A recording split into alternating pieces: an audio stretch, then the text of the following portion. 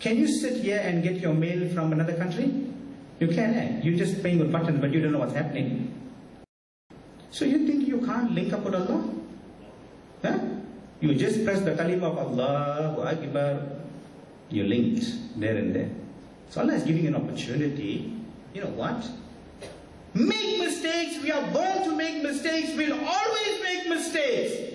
But take this opportunity of cleansing yourself 5 times a day so that you remain a pure individual and a pure mu'min and a pure Muslim. What better religion? What better Islam? Now these are the direct objects from your salah. Now we're moving at indirect objects. There are many indirect objects. Indirect objects, salah teaches us democracy in practice. Democracy in the world, democracy in your masjid, in your organizations. You know what I'm talking about. Is there true democracy today? There's no true democracy today. Democracy is the word for the United States. Right? But what Allah says is what He means. The king will stand beside his servant and perform his salah. Democracy in the mosque. The master with his slave. The rich with the poor. The learned with the unlearned. Nobody has places reserved in the house of Almighty Allah subhanahu wa ta'ala. This is the first democracy in the world. It's a democracy of Islam in the masjid. Youth, are you playing with the power of Allah? Show me anywhere. Go into a church. If you're a pastor or if you're a man of wealth and high standing, you are in the front row. Places are reserved. And if you're not a good person, then place in the back. But in this masjid, when you come to perform your salah, or even if you go to Madinatul Munawwara, or you go to Makkatul Mukarramah, nobody has the right or the audacity to move you from your place when you are standing in front of Allah subhanahu wa ta'ala. I can't come and say, you come from Pakistan, please go in the second row. I don't have that right. And Allah will not accept it. This is democracy in Islam, and democracy of the world started in the masjid of Allah subhanahu wa ta'ala.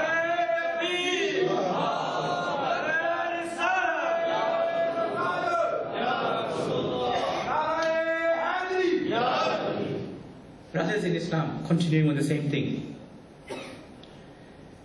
You heard about the French Revolution? You're doing history, you the youth, you know what's happening in the world? You heard of the war of independence of the Americans? You heard? As much as they fought for the French Revolution and the American War of Independence to achieve and get their people together to defeat Islam, Rasulullah sallallahu alayhi wa sallam, with his power of salah, has established the French Revolution and the American War of Independence at once.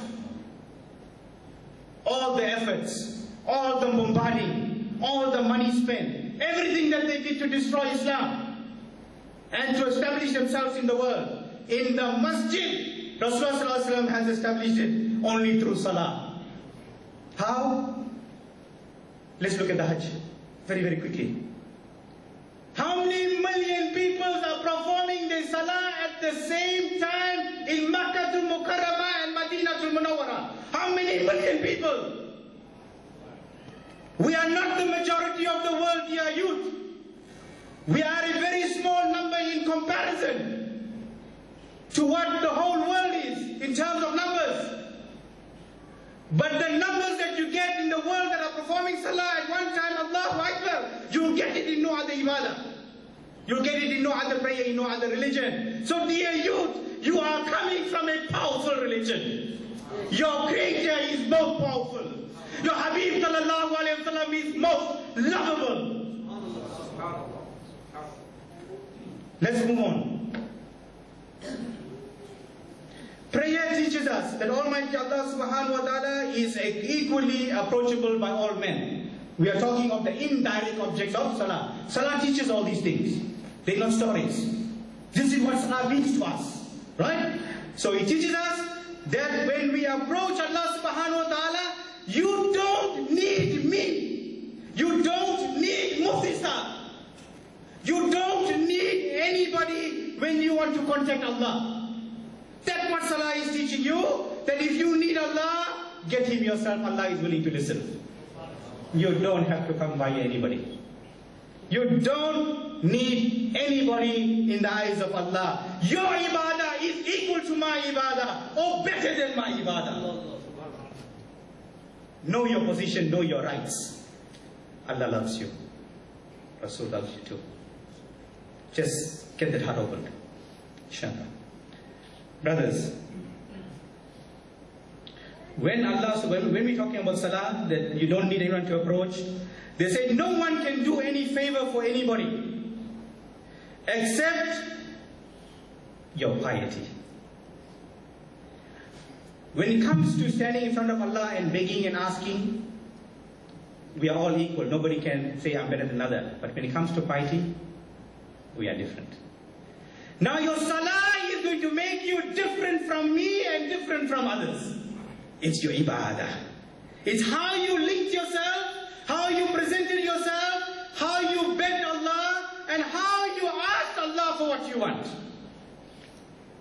The manner in which you did it will be different from mine.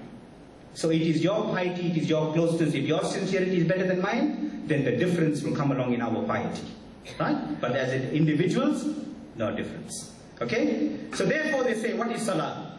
Salah teaches that Islam is a refuge for the downtrodden. Islam is a refuge. Salah is a refuge for all those that are neglected. And Salah is also for all those people that are oppressed. And Salah is also for all those people that are depressed. And Salah is also for all those that are the untouchables. Can an untouchable pray in a church? You tell me. Can an untouchable go? Always. Can an untouchable come to a masjid? Can we bring one kafir and make him introduce him to Islam in a masjid? Yes. We can. That is the power of Islam, power of our masjid.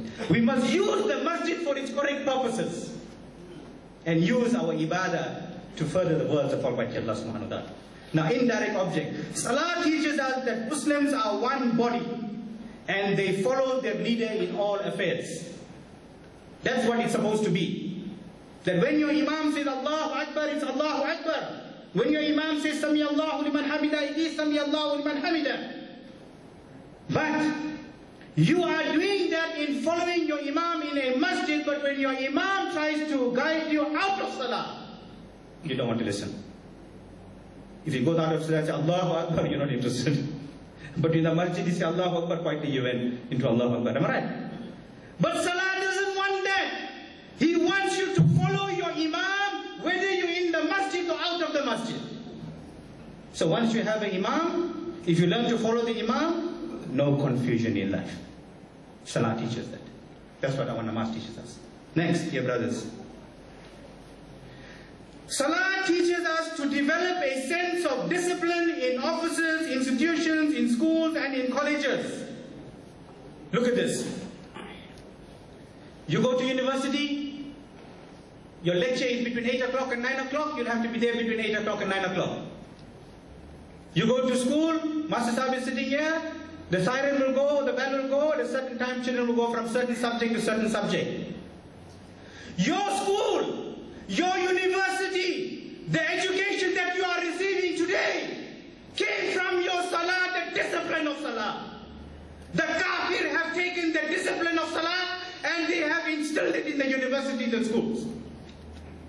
But you will listen to go for your lecture, to go and learn for your studies, for your subjects, but you forget about your Salah.